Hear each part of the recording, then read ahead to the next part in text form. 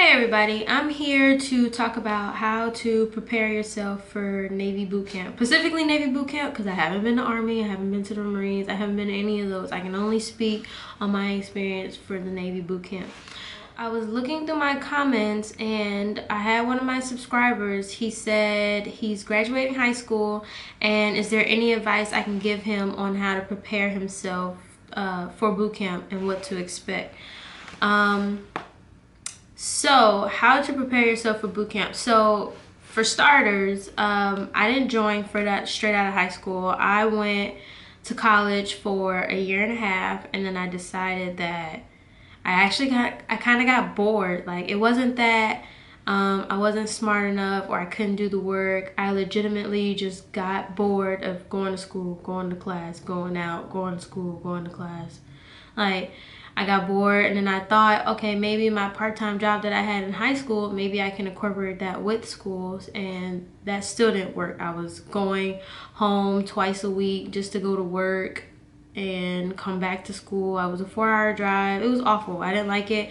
So I decided to do something different and I joined the Navy. So for starters, I definitely did my research. I definitely asked anybody that I knew that was already in the Navy what to expect, and which is pretty much what you guys are doing with me. Y'all are trying to figure out, you're trying to figure out the unknown. And honestly, I can prepare you. I can tell you just about anything that you want to know, but in reality, when you get there, it's still the unknown. Like, you don't know what to expect because everybody's experience is different. So for starters, I did my research online. I realized that in the Navy, you have a PRT test every 2 years. Twice a year. Sorry. Twice a year, you have a PRT test that consists of running, push-ups, and sit-ups. Not in that order, but those are the 3 elements. Also, a BCA, which is your body weight composition, and that basically measure your height with your weight and whether you fit within the graduated standards of being overweight or whatever.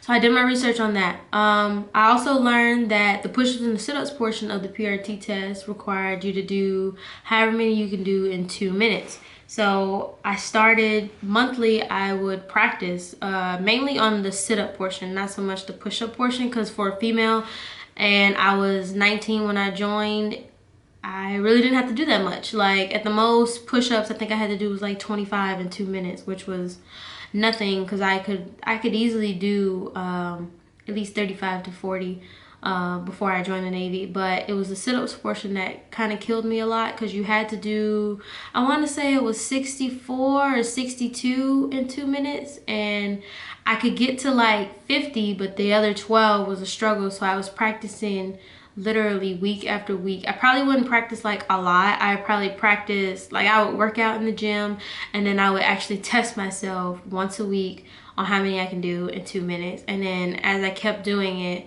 it got easier and easier. So that's one thing I did my research on. I ran track in high school, so I wasn't really worried about running a mile and a half. But for those of you who can't run a mile and a half, I suggest you start running. Personally, to get ready for the PRT for the mile and a half, especially if I've been like kind of slacking off on the run, do not practice running a mile and a half. Practice running 2 miles. Because once your body gets conditioned to running 2 miles, running literally a half of a mile less becomes way more easier. So practice running 2 miles or practice running 3 miles, so then that way when you have to do a quarter less or damn near half a less on the actual test, you're not dying at the end of it. And then as your body gets accustomed to actually running the 3 mile or the 2 mile or whichever one you choose, just don't do a mile and a half. Once your body gets accustomed to doing it all the time, then try doing it faster and then try to decrease your time. And then that way when it comes down time for the test, first of all, you've been running further than what you're required to run, so you're not out of breath. You're basically chilling. Like, it's easy breezy. Second thing I did to prepare for boot camp, I kind of advise this to new people because I didn't really do it, but in the whole DEP process, after you sign and get your job, you have to do like the DEP meetings. I think it's once a month with your recruiter. I can't really tell you because I'm not too sure, because like I told you, I was in college for a year and a half, and that half a year that I did was actually spent me waiting for my ship date. So like that little one semester that I did, I was just waiting until it was time for me to go. So I just went to school instead, and all I had to do was call and make sure they just wanted to make sure I was alive and stuff, and I wasn't like locked up. But that was pretty much it, and that I still wanted to go. But I believe most people that I've spoken to that have joined with me, been through classes with me, everything. When you go to DEP, you're basically given this book, and you basically got a book full of like Navy customs, Navy heritage, like proper etiquette, like how to speak to officers, how to speak to chiefs, what a chief looks like, what an officer looks like, the different ranks, what all those things look like, what an E1 looks like compared to an E7, what an E7 looks like compared to a W3. Like it all depends like on how should I say this? On how dedicated your DEP recruiters are to making sure you have the right keys to success. It wasn't that mine didn't care. It was just that I was 4 hours away from my recruiting station. So it wasn't really much that they could do for me. And when I couldn't come home, I just reported at a different DEP station, and they didn't know me. So they didn't really care. They were just like, yeah, we'll email so-and-so and so-and-so and let them know that you're good and everything's still like accounted for and stuff like that. If you have a hard time with the physical PRT stuff, I have heard of DEP stations like actually running with you, like actually giving you mock PRTs so that when you get to boot camp, it's not like a new territory, like you don't know what's going on. So that's good. I would get really close with your recruiters. Yeah, recruiters have bad stigmatisms about, oh, they lied to you, or they do this, or they don't really tell you all the truth. But in reality, if you're really close to them and you really like get to know that person, they could be really helpful in the long run. Like they can really help you with the ins and outs. So certain things that I can't tell you is certain things that they can't tell you. We signed something called page 13. You'll learn what that is once you finally get through the whole boot camp process. But certain things that we can't tell you, but we can aid you in ways that'll make you feel more comfortable.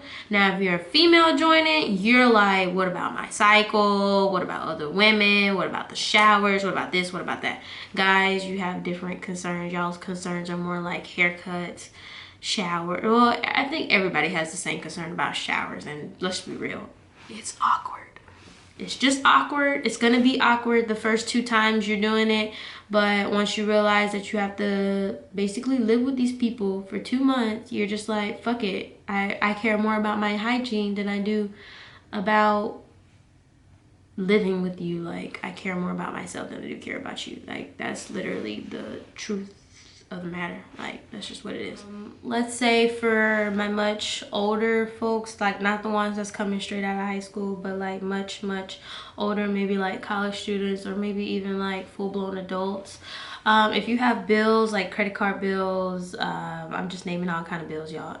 Credit card bills, phone bills, Netflix subscriptions, Hulu subscriptions, student loan payments, like make sure you have someone you trust, maybe your mom or your dad, or if you're married, your spouse. Make sure that they have power of attorney to like pay those bills for you. Even some companies, I think some phone companies, you can like put your service like on hold, be like, hey, I'm going to boot camp for this amount of time. Here's like my contract, like this is proof that I'm gonna be going to boot camp. And I believe that they can put like your phone bill and stuff on hold, but if they can't, I mean, obviously just put a hold on your account basically, or have somebody responsible to pay your bills that you trust. And that'll basically help out like with a whole bunch of drama that you just don't want to deal with. Because think about that, you being gone for 2 months, you don't have a sense of communication with your bank, you don't have a sense of communication with your phone provider, you have a sense of communication with your credit card company or your student loan company, and all this interest is like accruing up, and you're not making your payments, you're missing your payments, your credit score's dropping, and then when you get out of boot camp, you're like, fuck, I'm in all this kind of debt. Like, You could eliminate all of that by literally just taking one step forward, thinking things through, thinking what you do on a regular basis, and then literally doing something about it to the point where you don't have to worry about it when you get out. So, I mean, like a Netflix subscription, just cancel it. Like, just flat out cancel it unless like someone else is watching it, and then have them pay for it, or leave somebody like enough money so they can pay for it in the 2 months that you're gone. Because in retrospect, you're only gone for 2 months, so it's only 2 payments. So either give somebody that money or give somebody the power of attorney to pay for that stuff for you while you're gone, and then you pay them back, or whatever arrangements that you have set up. But if you figure out what to do with your finances while you're in boot camp, it'll save you so much stress while you're there. When you go to boot camp, it's not that you don't have any type of communication with the outside world. You do get phone calls every so often. This is up to the discretion of your RDCs. You'll know what a RDC is once you get there, based on if you guys did good today or that they just are required to give you one. I think at the most they're required to give you 3. One when you first get there, one like at the 1 month mark, and then like another one probably at the like 6 month mark, to make sure that your family knows that you're graduating and that they need to come and stuff like that. Some people have already bought like calling cards. Like you can go into like your local gas station and put like $30 on like a calling card. So like what are those things called? It's like the telephone booths. So that's the kind of phones that you're using in boot camp. It's like the old-fashioned telephone booths where you go and you sit inside. And usually at the old-fashioned telephone booths, you put like coins in or whatever like that. But basically what you do is, it's been 2 years. So you have your calling card, and it's a number on your calling card. And I want to say you just type that number in on the phone, and then you make a phone call. I can't really remember exactly how it is, but I want to say that's how it is. Oh, that's really awful. But to prepare for boot camp, you can definitely get a calling card in advance. If you don't have access or you forget, you can buy your calling card in boot camp. Like, you don't have to do it, but it'll be easier. Or you can just get it while you're there. Like, it's no big deal to just get it while you're there. Like, before you leave for boot camp, either bring your debit cards with you, bring your credit cards with you, because you do need a method of payment, because you're going to be paying for like a lot of stuff. Granted, the military gives you money in case you don't have money, but in case you run out of that money, you have access to other funds for like soap, deodorant, hair products, brushes, hair ties, etc, etc, etc. Makeup, like, granted you can't wear makeup like all the time, but to have money to pay for that will be good. Now, either you can bring a debit card, or if you're fresh out of high school and you don't have a debit card, you can establish a banking with Navy Federal, because that's the one that's the bank that's going to come to you guys. I forget what week it is, but they're going to come to you guys, and if you want to establish a Navy Federal account, you can that day, and then you'll later receive your actual debit bank cards from Navy Federal. I recommend Navy Federal because when I get paid a day earlier. And I know a lot of people, they either get paid exactly on the 15th or exactly on the 30th, or they'll get paid like a day after, depending on how it falls. But I know for a fact, like, if the 15th or the 30th is like a Saturday, 9 times out of 10 I get paid Thursday night.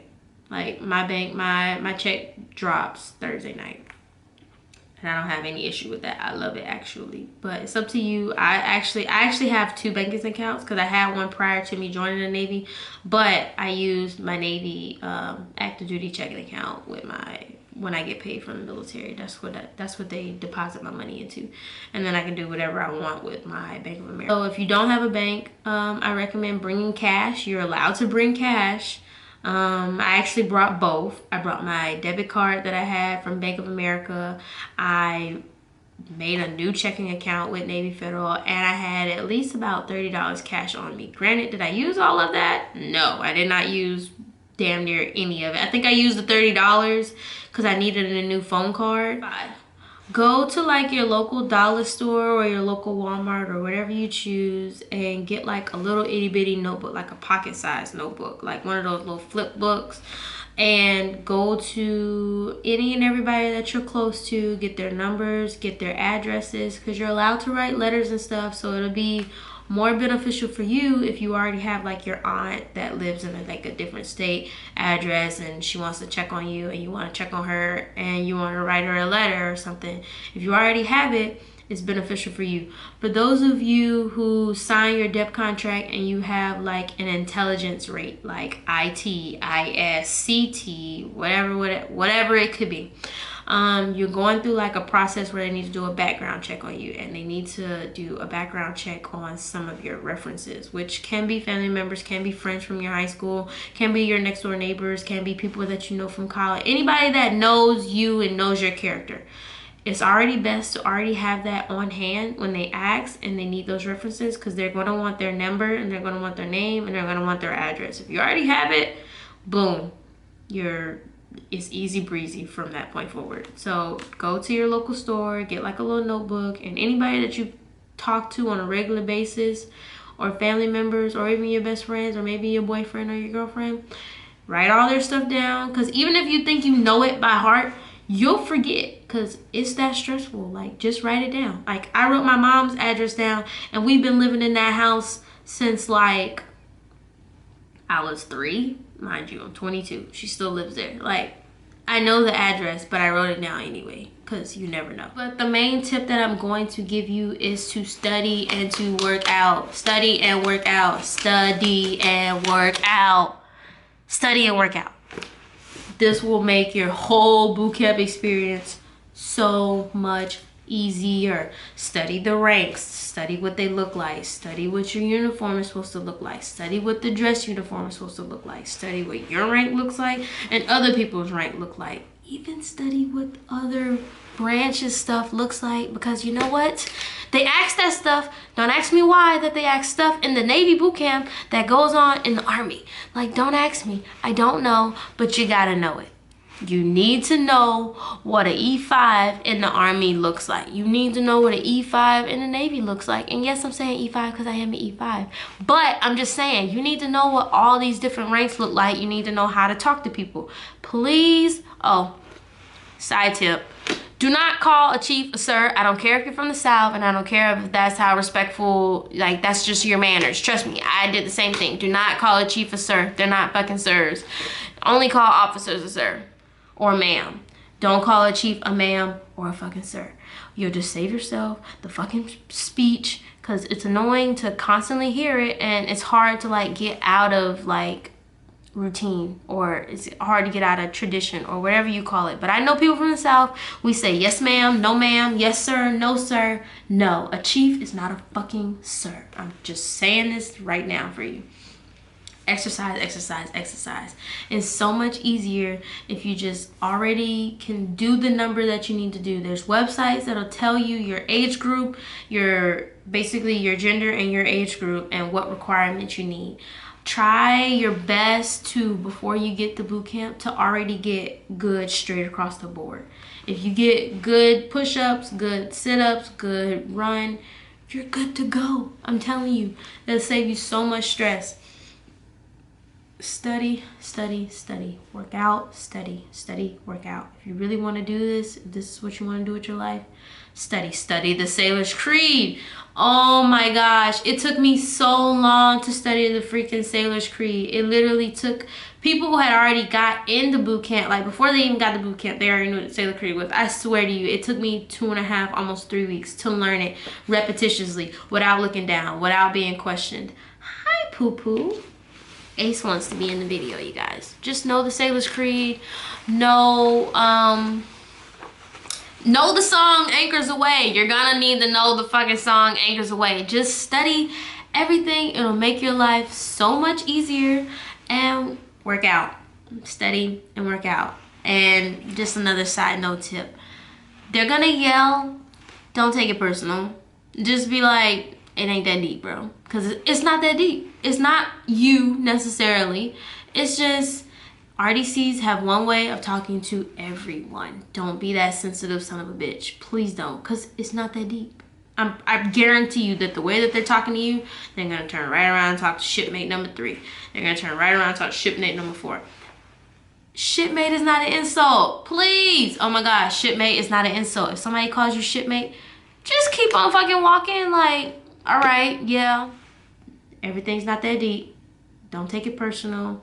Shipmate's not an insult. Study, work out. We out. Say bye. Say bye, Ace.